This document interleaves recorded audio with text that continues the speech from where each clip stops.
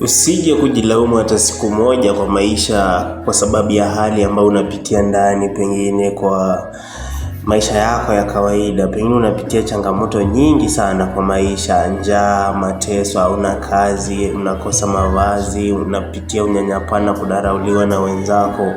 Hiyo yote ni daraja tu, kwa sababu unajua huwezi pata kizuri kule mbele bila kupitia hayo maneno yote. Kwa hiyo we endelea tu kuvumilia, kwa sababu Mwenyezi Mungu atakukumbuka siku moja na kila kitu kitakuwa shwari.